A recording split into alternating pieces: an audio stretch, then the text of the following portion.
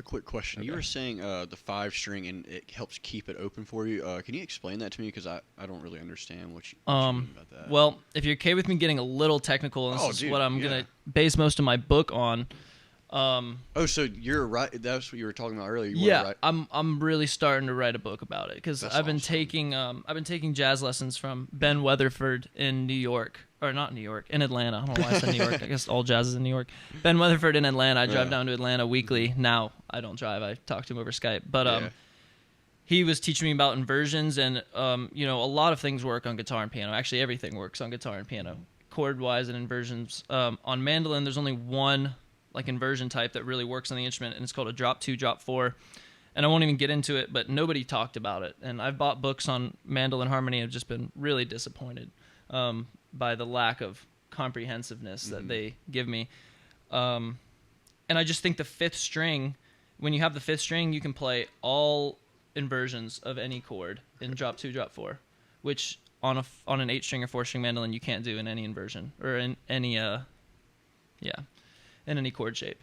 So it's technical, but and I didn't even realize it at first. The reason I got into the 5-string thing was because I was a violist, and the viola low note, that's the viola C string. Okay. So I guess I would have ideally had a mandola, but I couldn't find one of those, and so I found the nice hybrid between it.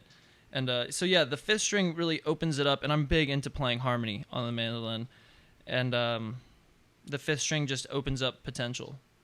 Yeah, and it's been hard for this book that I'm trying to write because I want to write it and say everybody should have a 5-string or a 10-string because of X, Y, and Z, but I also want it to be knowledgeable for people with a regular mandolin too.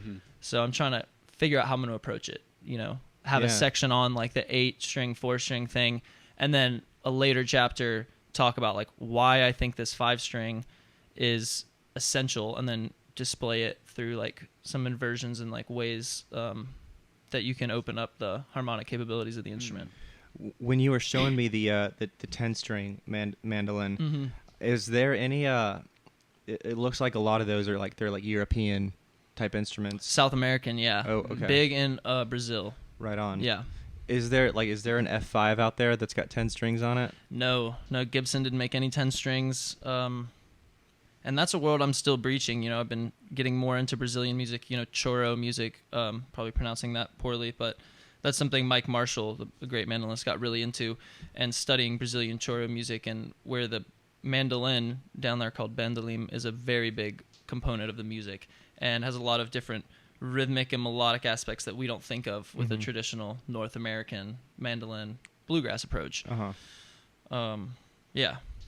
Yeah, whenever I'm on every now and again I see on Instagram or something, I'll see a video of, it always looks like it's from another country and it's someone playing a mandolin type instrument. And the stuff that they play on is stuff that I would honestly never think to play. Yeah. Ever. Yeah. And I'm sure they feel that way about American bluegrass too. I wonder if they do.